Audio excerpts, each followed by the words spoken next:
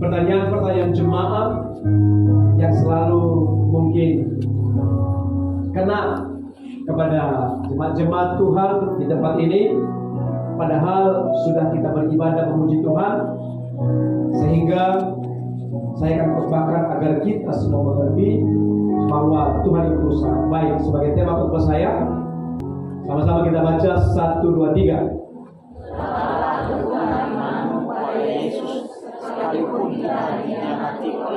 Amin. Tetaplah teguhkan imanmu pada Yesus, sekalipun kita dikhianati oleh orang. Mungkin ini sering terjadi bagi kita, bagi anak-anak Tuhan, khusus mungkin yang di gereja Betania. Sehingga kok seperti ini ya, padahal kita sudah menjadi anak-anak Tuhan. Tapi saya percaya melalui khotbah saya ini, jalan keluar yang diberikan Tuhan, kita akan menjadi lebih pemenang. Bagaimana kita nanti bisa mengatasi orang-orang yang mengkhianati kita, dan kita lebih daripada pemenang. Katakan amin. Saya buka dalam satu kesaksian supaya kita lebih mengerti nanti bahwa agar kita teguh iman kita. Ada sebuah kisah di Yunani kuno pada zaman itu. Ada seorang pahlawan yang merasa iri hati terhadap temannya yang juga adalah seorang pahlawan. Mereka berdua sama-sama seorang pahlawan yang sangat-sangat banyak jasa di zaman itu, di zaman Yunani. Rasa iri hatinya yang satu ini disebabkan karena kawannya itu dibuatkan baginya patung oleh sang penguasa pada saat itu. Sehingga setiap kali melihat patung temannya itu, ia sangat merasa sakit hati dan sangat iri hati dengan penghargaan yang diberikan oleh kawannya itu. Kenapa sama dia dikasih? Kenapa sama saya tidak dikasih? Sehingga timbul terus sakit hati, iri hati. Akhirnya dia mengambil satu keputusan. Di suatu malam, di malam yang sepi, dia pergi sendiri membawa martil yang besar, dan dia melihat sekelilingnya. Dengan di tempat yang gelap, dia mulai merusak dasar daripada patung ini dengan martil yang besar. Dia dengan semangat, terus dengan konsentrasi, saya akan hancurkan patung ini, karena tidak ada orang yang tahu. Pelan-pelan terus dia hancurkan dasarnya. Semakin konsentrasi dia menghancurkan dasar daripada patung ini, iri hatinya semakin mendalam. Tanpa disadari, tiba-tiba patung yang di atasnya ini roboh dan menimpa dia, dan kemudian dia mati dengan sia-sia ditimpa oleh patung itu. Pahamilah saudaraku, iri hati tidak pernah membawa kebaikan dan kebahagiaan, tetapi iri hati justru hanya menimbulkan kerugian bagi diri kita sendiri. Hilangkan iri hati dan khianat-khianat, maka itu akan membuat kita ditimpa oleh masalah. Mari kita buka dalam Mazmur 73 ayat 2 sampai 9. Sama-sama kita baca 1, 2, 3.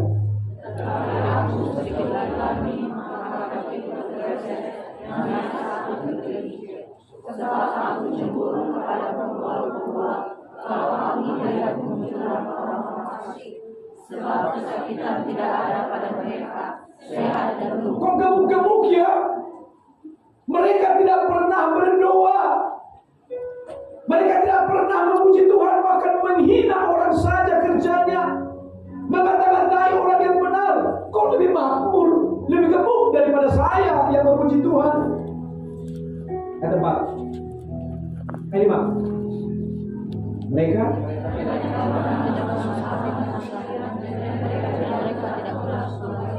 terus Sebab itu mereka berlalukan dan pakaian keras. Karena kegemukan kesalahan mereka menolong, hati mereka berbuat dengan sangkaan. Mereka menyindir dan mengata-ngatai dengan jahatnya. Kalau berasa menceritakan mereka dengan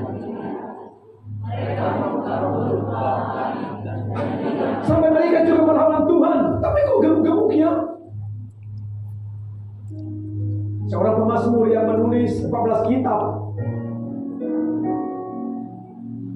Hampir mereka dia tergelincir. Nanti baca di pasal 73. Di situ mengandung pesan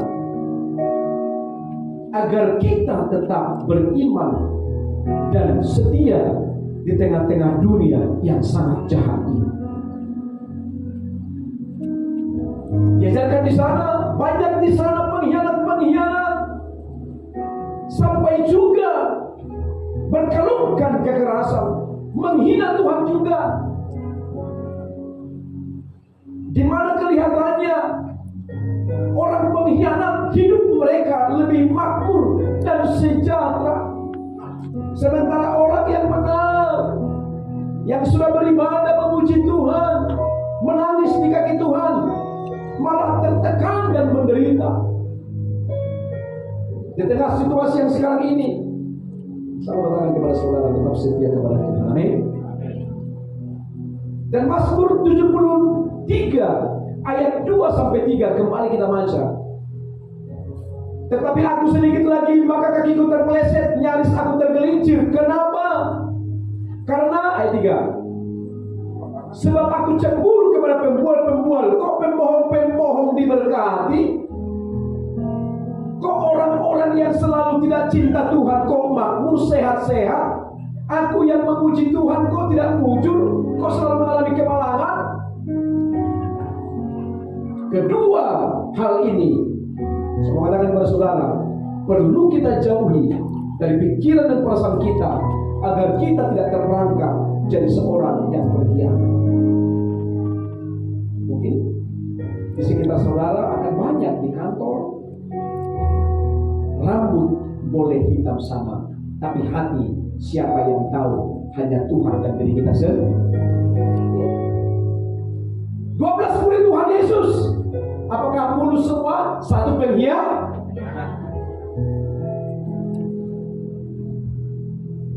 Saya percaya tidak ada di antara kita yang pengkhianat kepada Nabi. Amin. Bagaimana cara kita agar kita terhindar dari khianat? Yang pertama, jauhi perasaan iri hati terhadap orang-orang fasik. Mazmur 73:3. 1-3.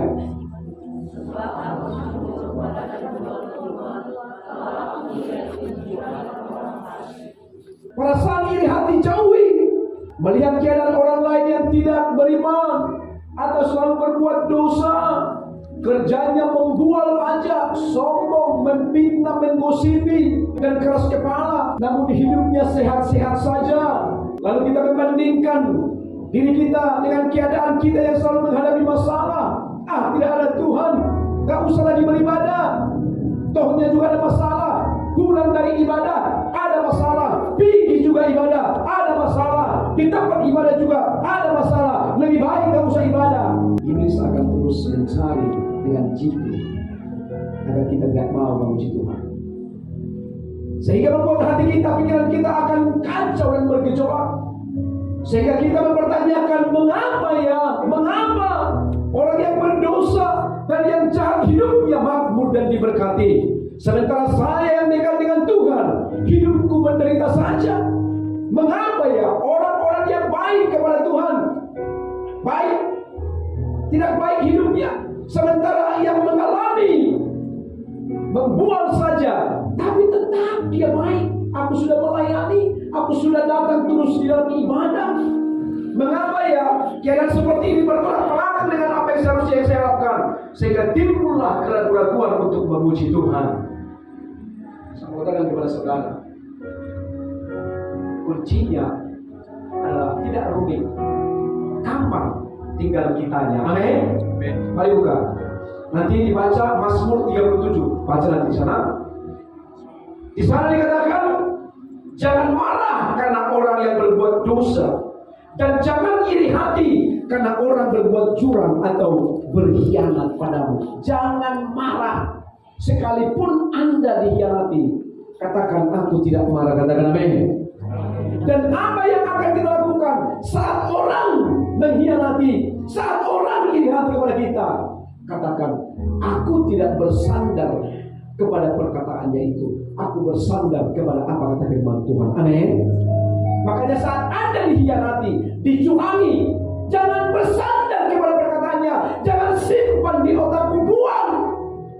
Bersandarlah kepada Tuhan, karena orang berkhianat tidak pernah baik perkataannya.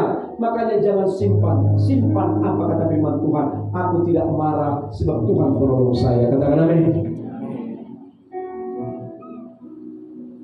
Mazmur 37 ayat 3 sampai 6. Karena hati dan marah, iri hati mencerminkan keadaan hati tidak pernah bisa hidup bergembira. Orang yang iri hati, perhatikan mukanya, tidak pernah bisa bergembira itu. Makanya di Betani saya lihat dulunya mungkin 5 tahun yang lalu, yang 25 tahun adalah seperti 75 tahun. Sekarang yang 75 tahun seperti 25 tahun. Amin. Perhatikan kanan kiri. Kenapa? Karena khotbah saya tetap membuat kita semakin teguh dalam Tuhan. Amin. Ya. Mungkin kalau khotbahkan uang terus, saya percaya juga itu. Ya. Mari baca 1, 3.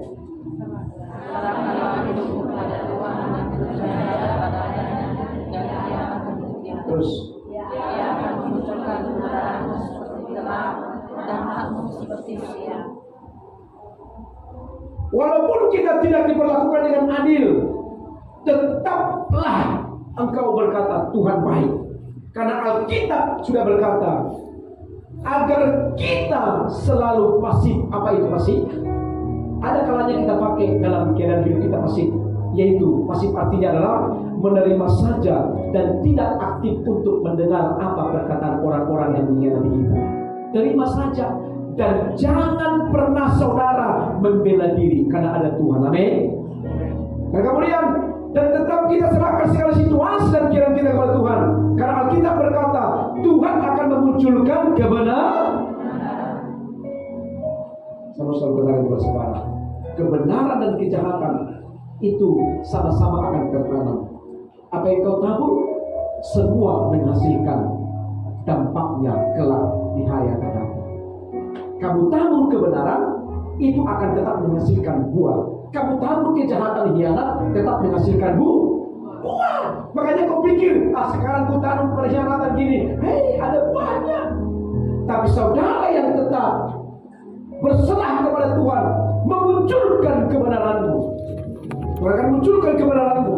Sekalipun saya dan saudara dalam keadaan hidup benar, tetapi selalu disalahkan. Kenapa ya? Kok gini-gini aja? Saya sudah hidup benar, berusaha untuk tetap beribadah, selalu serahkan, kemudian dikhianati. Tapi saya katakan, tetaplah pasif dan tidak usah membela diri, dan tetap bergembira. Amin. Bagaimana Pak Pendeta ini? Masa bergembira orang dikhianati? Saya katakan kepada saudara, tetap bergembira. Sekaligus selalu bergembira adalah sikap yang berdampak secara rohani yang luar biasa.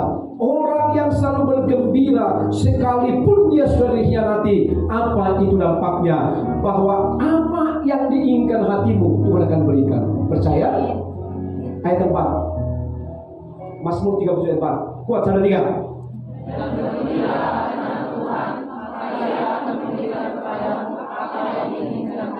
Amin. Bergembira kepada Tuhan. Apa yang ingin hatimu? Seorang pengkhianat, dia ingin menyakiti hatimu. Tapi firman Tuhan berkata, seorang yang berharap kepada Tuhan, maka dia akan diberkati. Makanya lebih baik kita dekat kepada Tuhan. Saya selalu ingatkan saudara, kita harus berhati-hati dengan perasaan iri hati. Jangan kita pelihara segala bentuk iri hati, kecemburuan, dengki, dan dendam, agar kita tidak terjebak dalam perangkap yang membuat jatuh sebagai pengkhianat. Karena orang yang suka iri hati cenderung selalu merasa kuat dan lupa Tuhan. Nelson Mandela, yaitu tokoh legendaris mantan Presiden Afrika Selatan, pernah berkata, hati-hati dengan kekuatanmu, karena kekuatanmu bisa menjadi kelemahanmu untuk menjatuhkan. Hati-hati dengan kekuatanmu, karena kekuatanmu bisa menjadi kelemahanmu untuk menjatuhkanmu. Karena kekuatan diri yang menjadi alatnya setan untuk membuat kita lemah dan menjadi pengkhianat. Dan dia kutip firman Tuhan ini, karena pengkhianat merasa dirinya paling kuat. Alkitab berkata 1 Korintus 10:12. 1, 2, 3.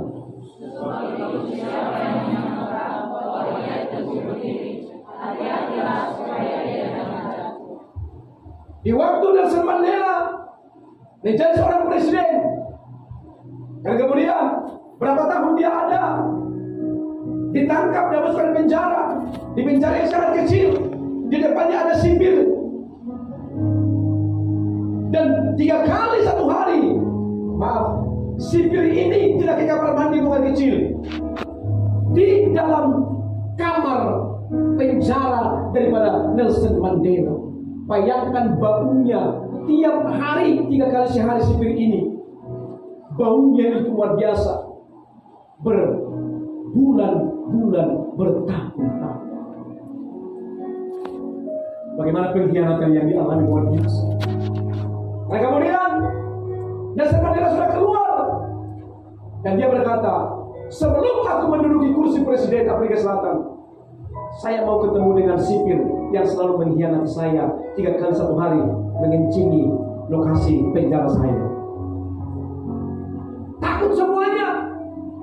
Ajudan tangkap, bawa ke istana, masih membuka pintu. Langsung Nelson Mandela peluk, dan dia nangis, dan dia berkata, mungkin kalau kamu tidak hianati saya tidak menjadi seorang kepala. Oleh karena kau hianatilah saya dekat kepada Tuhan. Kalau Anda dihianati, berarti Anda anak Tuhan. Amin. Amin. Tak henti-henti dia menunggu, tak henti-henti dia menanti. Datanglah padanya yang masih diberi waktu. Yang pertama tadi adalah hilangkan perasaan iri hati terhadap orang-orang fasik. Yang kedua, agar kita tidak jadi terjebak, terperangkap menjadi seorang yang berkhianat. Yang kedua, Mazmur 73 ayat 13 sampai 14. Sama-sama kita baca 1, 3. Sia-sia sama sekali aku mengenakan pakaian bersih dan membasuh tanganku karena tak masalah. Namun sepanjang hari aku telah gelap dan kena hukum setiap hari. Semua anak Tuhan pasti mengalami ini. Saya juga pernah mengalami ini. Apalagi seorang pemazmur yang lebih dekat kepada Tuhan, sia-sia hidup benar. Yang kedua, hilangkan. Yang kedua, perasaan bahwa hidup benar itu adalah sia-sia. Saya mau katakan kepada saudara, setan selalu punya strategi jitu, dan setan merindukan kita bahwa merasa di luar Tuhan maupun dalam Tuhan sama-sama saja. Dalam Tuhan pun ada masalah, di luar Tuhan juga ada masalah. Setan akan menjebak hati Anda sehingga Anda berkata, saat Anda di luar Tuhan, ya udah lebih enak pun, sama-sama saja kok punya masalah. Dan saya katakan kepada saudara, masalah tetap ada, tapi Tuhan tidak pernah salah untuk memberkatimu. Amin. Dia berkata, bahkan kesannya seakan-akan hidup di luar Tuhan nampaknya akan lebih makmur dan lebih baik-baik saja. Tapi firman Tuhan mengingatkan kita bahwa hidup benar itu tidak akan pernah sia-sia. Tetaplah setia dan taat dan menjalani hidup dan selalu setia dalam firman Tuhan. Pasti hidup kita akan mengalami penuh dengan sukacita karena ada Roh Kudus yang memimpin kita. Amin. Beberapa hari yang lalu, hari Senin, 2 minggu yang lalu, Ibu Pendeta berkata kepada saya akan berikan satu kado kepada Tuhan Yesus. yaitu di Natal tanggal 24, agar jemaat bisa duduk dengan tenang saat nanti Natal tanggal 24. Dan kemudian saya katakan, berapa harganya? 25 juta. Saya bilang, kita lagi membangun, dan kemudian butuh uang 600 juta bulan 12 harus ada. Dia berkata, aku berikan yang terbaik kepada Tuhan. Dan kemudian telepon di Medan. Orang Medan berkata, akhir daripada awal daripada bulan 11 sudah selesai semua untuk dijahit. Ibu Gembala sangat merindukan bahwa kursi-kursi ini diganti dengan yang baru. Karena sudah banyak sebenarnya sarung kursi kita. Tapi dia merindukan agar jemaat bisa leluasa dan baik saat memuji Tuhan. Dan dia berkata, aku tidak minta kepada jemaat, aku tidak minta kepada pengerja, aku hanya berikan kado kepada Tuhan. Sesudah itu, kemudian tiba-tiba langsung datang telepon, Bu, kirim sekian puluh juta untuk panjang. Saya ada telepon, itu hari Jumat lalu seperti selesai khotbah sore, harus dikirim hari Senin. Uang tidak ada. Lalu berhenti-henti dia menunggu. Dan kemudian pagi-pagi kami tidak pernah turun selama kami tidak berdekat dengan tangan dan tumpang tangan satu-satu kepada satu tumpang tangan kepada dia, satu tumpang tangan dia tumpang tangan sama saya. Dan dia berkata, sebelum Tuhan Yesus kami turun, kirimkan orang-orang yang diberkati di Betani untuk datang hari ini untuk memberkati saya. Selesai berdoa kami, masih 5 menit buka, belum cuci muka, masih 5 menit buka putih, udah menunggu orang. Dan dikatakan, Pak, sebenarnya ada tamu dari Medan, tapi kenapa saya tinggalkan tamu saya gerakkan hati untuk memberikan ini kepada aku. Kenapa? Karena Ibu Pendeta janji jam 12 harus kasih panjar, kalau enggak ada cepat jahit untuk beli bahan. Dan kami buka, kemudian apa yang kami doakan itu dikasih.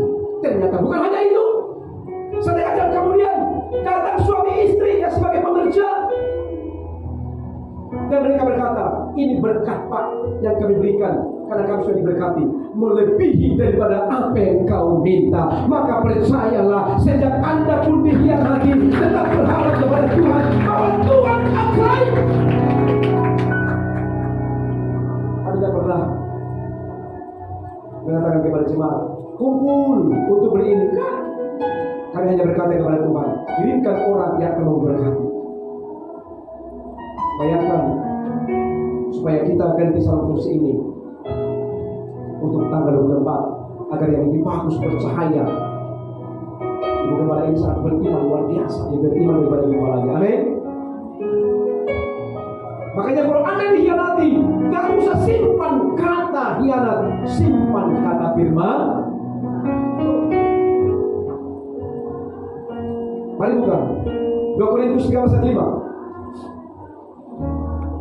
Sampai 3.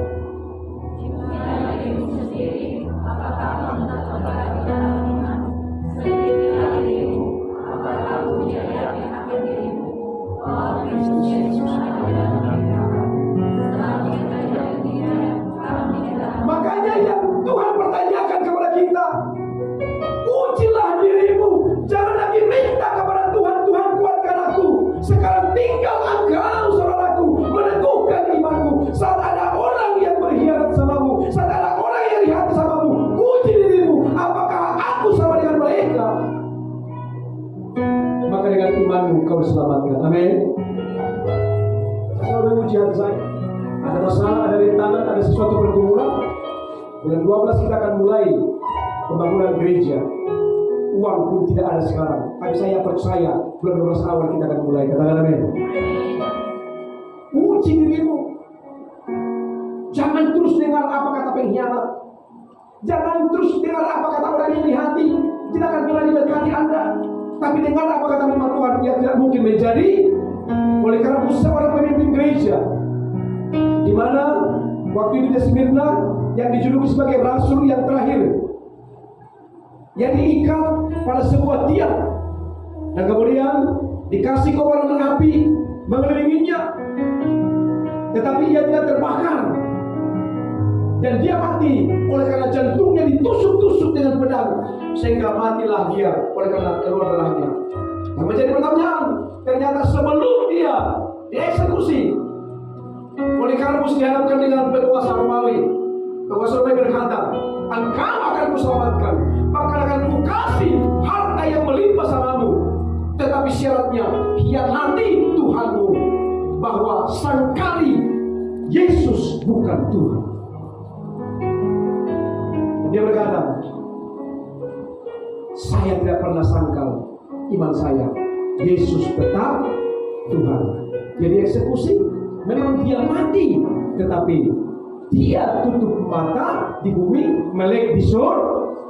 Berikan tepuk tangan yang boleh bagi Tuhan. Jangan takut menghadapi apapun. Dikhianati bagaimanapun, ada Tuhan yang selalu membela hidup kita. Mari, percayalah, hidup benar tidak pernah sia-sia. Lukas 6 ayat 53-55. Cara 3.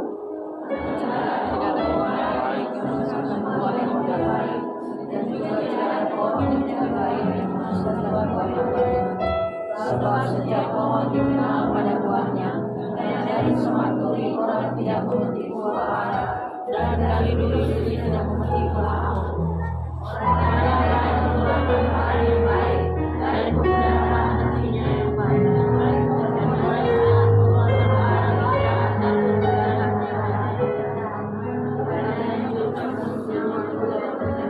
Tapi kenapa kan? Hati seorang manusia akan diibaratkan sebuah pohon. Kalau suatu pohon dan pohonnya setengah busuk dan setengah baik, pasti buahnya asam dan cepat busuk. 50% kepada Tuhan, 50% menjadi pengkhianat. Kita tidak pernah katakan itu. Dia akan menghasilkan buah yang busuk. Kalau satu pohon, kalau sudah pohonnya sudah busuk, buahnya akan berjatuhan dan busuk dan bau. Buah sebagus apapun itu, tapi kalau sudah busuk dan bau, sepeser pun tidak laku, akan dibuang oleh orang. Anda keluar ganteng, cantik, punya semuanya, tetapi busuk di dalam, tidak akan laku sama Tuhan. Hatimu itu buat hanya untuk Tuhan, amin. Maka Tuhan akan berkati. Kenapa? Karena firman Tuhan berkata tadi, tetaplah ingat kepada firman Tuhan. Percayalah, orang yang suka berkhianat sama kita, tinggal menunggu waktunya akan jatuh dan berguguran. Akan jatuh berguguran. Seorang pengkhianat perkataannya tidak pernah menyenangkan, karena pengkhianat itu adalah suatu dosa kejahatan. Saya bersyukur di jemaat Betani, banyak jemaat Betani yang dulunya mungkin kita banyak hal masalah, tetapi semenjak bergereja di Betani, banyak yang berkata, aku bersyukur kepada Tuhan bahwa aku sudah menjadi anak Tuhan dan diberkati oleh Tuhan. Bahkan aku tidak mau lagi melawan orang-orang yang berkhianat kepada saya. Amin. Karena upah dosa adalah maut. Orang yang berkhianat akan tinggal hilang kemuliaan Tuhan. Mari lihat Lukas 6:22. Apa? Kalau kita dicurangi, dikhianati, dibenci, dikucilkan, dicari tolak, baca, berbahagialah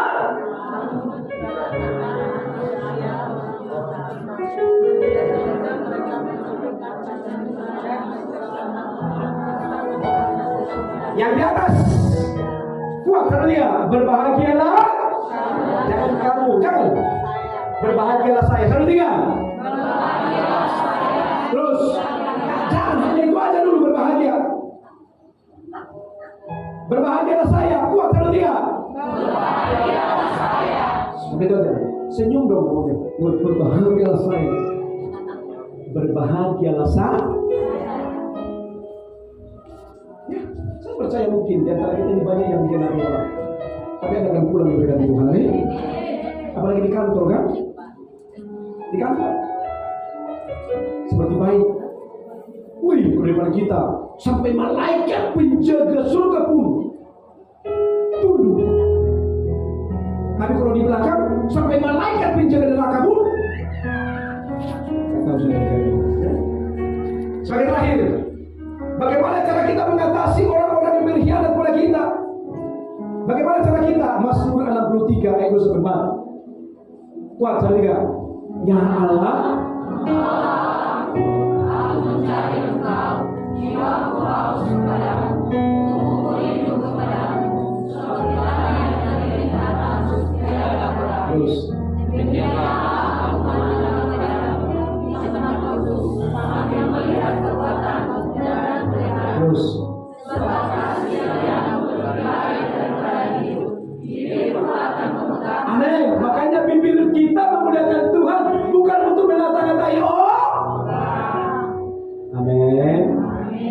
Mulai hari ini jangan mengata-ngatai Amin.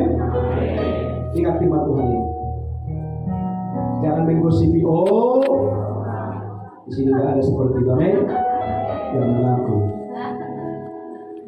Saya akan ambil satu kesaksian. Biasanya kadang-kadang kalau kesaksian cepat kita menangkap. Kadang-kadang kalau terus firman Tuhan ada kan bergeser-geser gini, jam berapa. Makanya saya selalu akan buat kesaksian agar kita lebih mengerti. Apalagi jam 1:30 ini ada yang lapar, ada yang ngantuk, ada yang tidur, tapi saya percaya ada yang tidur. Amin. Kesaksian, ada sebuah lagu zaman dulu yang dinyanyikan seorang penyanyi yang judulnya tentang cinta. Dikatakan oleh bahasa Batak love, ya, bahasa Rias love. Amin. Lagu ini merupakan lagu yang sangat sedih dari seseorang yang ditinggal oleh kekasihnya. Salah satu bagian dari lirik lagunya mengandung kata bahwa bumi ini baginya telah berakhir. Semua kita pernah jatuh cinta dan pernah diputuskan sekali kembali. Seperti dunia ini sudah hilang. Karena suatu ketika ada seorang ibu, bukan seorang gadis lah, seorang gadis diputus oleh pacarnya. Dan tiba-tiba pada zaman dulu kan masih minyak tanah, belum ada gas, ya kan? Dan kemudian tiba-tiba menggoreng mamanya, dibilang, "Hei anak," namanya siapa? Si Justin.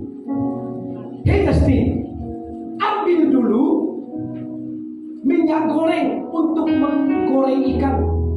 Oleh karena pikirannya terus ke cinta, sudah diputuskan, sehingga dia tidak sadar diambil minyak tanah. Ibunya pun dia tidak tahu. Akhirnya digorenglah minyak tanah, terbakarlah semuanya. Oleh karena cinta, semua jadi terbakar. Laki-laki jangan sombong. Kamu kuat waktu kamu di depan orang waktu diputuskan. Tapi coba dulu kamu di kamar menangis kau juga. Betul? Betul. Dan saya juga pernah jatuh cinta dulu. Pernah diputuskan mungkin bahwa saya khotbah berapi-api. Sesudah itu selesai, putus kita katanya, nangis sampai kamu. Tapi aku nangis, saya gak hianati dia. Saya berdoa agar dia jadi. Amin. Kemudian, dan seringkali kehilangan cinta membuat seseorang menjadi kehilangan semangat untuk menjalani kehidupan ini. Hilang semangat, kehidupan saya akan terasa hampa dan kehilangan arah dan tidak ada tujuan hidup. Situasi tanpa cinta kasih seringkali membuat seseorang menjadi depresi dan kehilangan arah. Tapi firman Tuhan tak berkata kata, kita harus selalu menjaga sikap dan hati agar jangan sampai putus asa dan putus harapan. Cinta dunia akan membuat Anda akan lari dan kehilangan arah. Tapi ingatlah, masih ada cinta Tuhan melebihi daripada hidupmu, yaitu adalah kasih setia Tuhan melebihi daripada hidup. Tetaplah cintai Tuhan. Engkau dikhianati, tinggalkan. Tetap katakan, kasih setia Tuhan melebihi daripada hidup. Daud mengalami pergumulan yang berat secara eksternal dan internal. Secara eksternal dia mengalami ancaman dikhianati oleh orang dekatnya. Melihat Mazmur 55 ayat 13-15. Bagaimana Daud mengalami sesuatu masalah yang dikhianati. Siapa yang mengkhianati dia? Orang-orang dekatnya yang selalu bersama-sama bergereja melayani Tuhan. Tapi itulah yang mengkhianati dia. Mazmur 55 ayat 13-15. Maka jangan heran orang-orang dekat akan selalu mengkhianati kita. Contoh 3.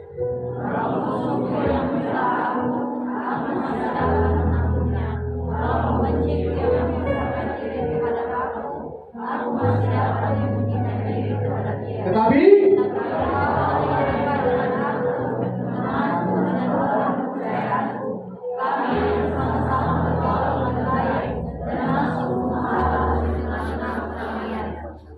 siapa yang mengkhianati? Orang yang bersama-sama dengan dia di bait Allah, sama-sama masuk melayani, sama-sama masuk memuji Tuhan, sama-sama masuk menyembah Tuhan. Tapi itulah yang mengkhianati dia. Sakit sekali kan? Tapi apa jawabannya? Kasih setia Tuhan lebih daripada hidup.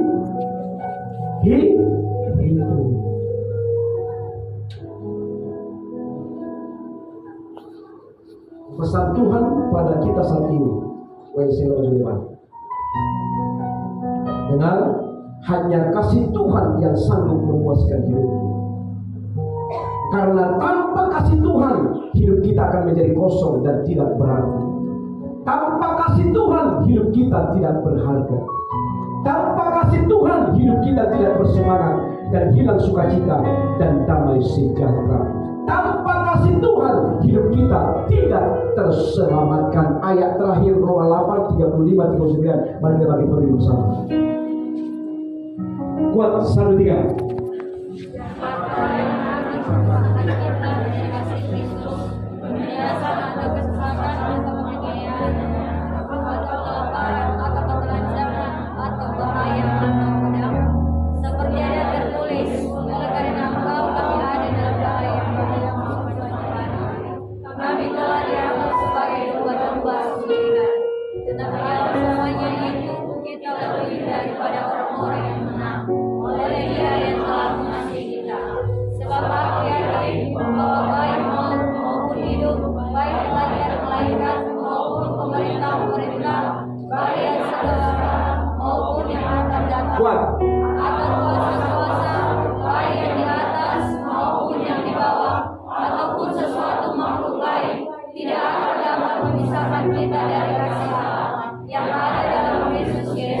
Mari berikan tepuk tangan yang meriah. Bahagialah saudara yang datang pada siang ini bergereja kepada Tuhan. Amin. Maka Anda sekalipun dikhianati tidak akan pernah bisa mampat kepada saudara. Mari kita tangan kepada Tuhan. Siang malam tangannya kebaik Tuhan.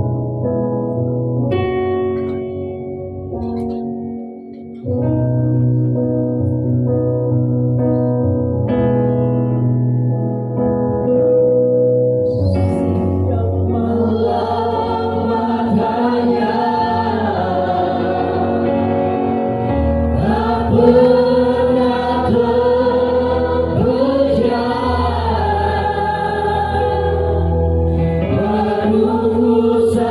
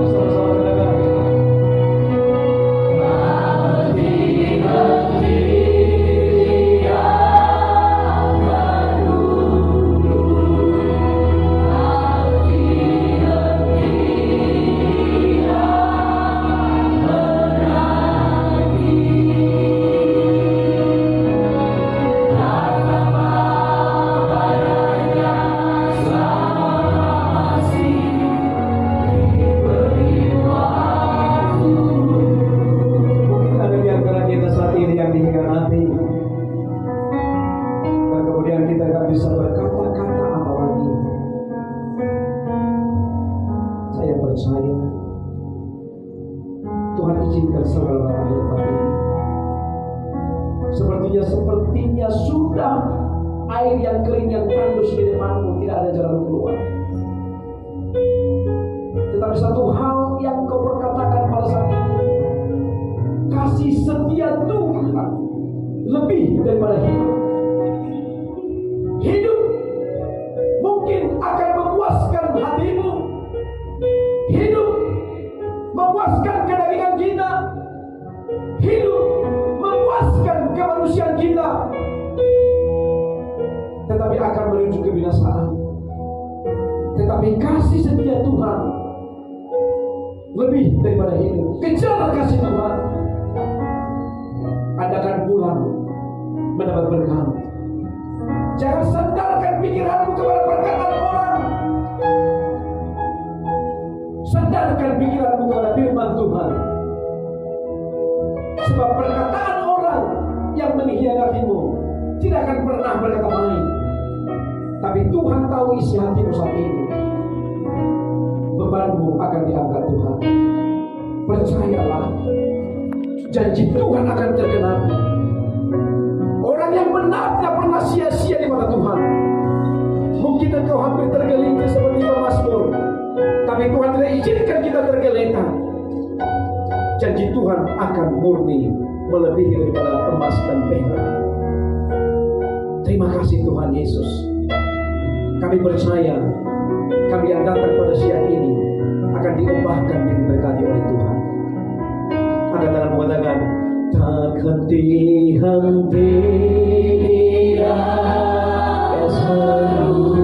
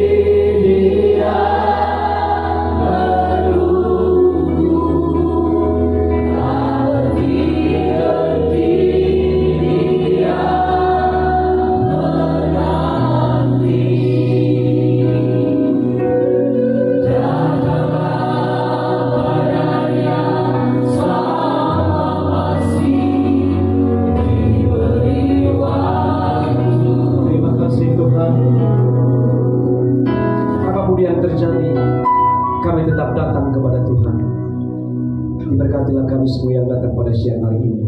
Dalam nama Yesus sama-sama kita katakan, amin.